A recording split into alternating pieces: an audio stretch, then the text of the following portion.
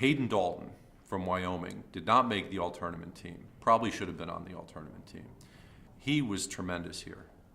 He was a guy who, when you look at him, you say, we have this year's winner of the Reggie Miller body contest. Okay, he's probably a shade under 6'10", and the guy weighs about 185 or something like that. I wish I had that problem.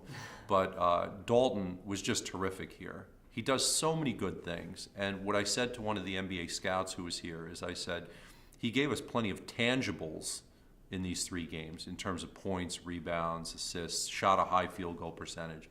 But when you watch him, he also gives you plenty of intangibles. And if a guy's giving you plenty of tangibles, plenty of intangibles, well, what else is there? It's only those 2 things, right?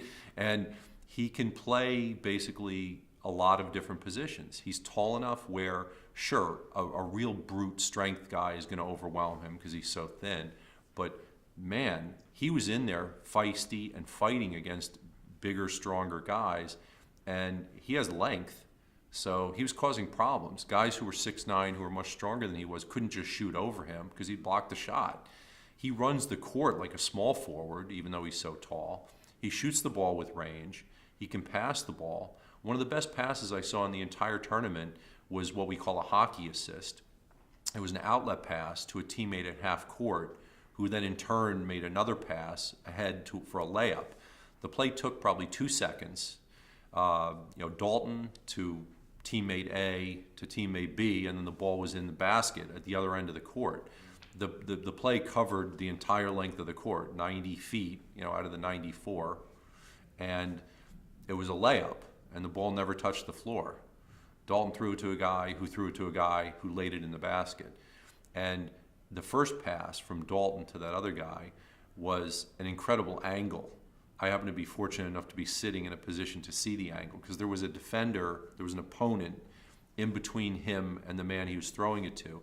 And it had to be a precision pass to be just high enough to get over that guy's hand, but yet low enough for his teammate to catch it at midcourt. And it was on the money. It was like when you see, they say, well, Tom Brady had this little window to throw the ball into, and it's 40 yards down the field. That's what this was like. There was a little window for him to hit his teammate with this pass at midcourt from underneath the basket. And he threw that pass on the money. Perfect pass. And he doesn't get an assist or anything for that. The guy at half court who caught the first pass gets the assist. But I watched that and I said, that's a winning play made by a winning player. No statistical credit for it other than they scored a basket when he was on the court. So maybe a plus minus accrues to him.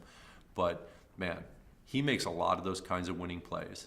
He is a big guy who's agile enough and has good enough lateral movement to make guards pick up their dribble.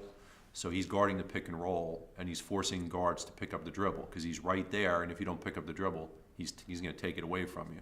I was really impressed by him. Probably the thing that's standing between Hayden Dalton and playing in the NBA is a lot of steak dinners. Yeah. I mean, I'm exaggerating, yeah. But he needs to gain. He doesn't have to bulk up like be 250 or whatever, but if he could get himself to, let's say, 210 or something, somewhere in that range, he could play in the NBA because the guy has got a great feel for the game and he is fundamentally sound. He can do a lot of things well.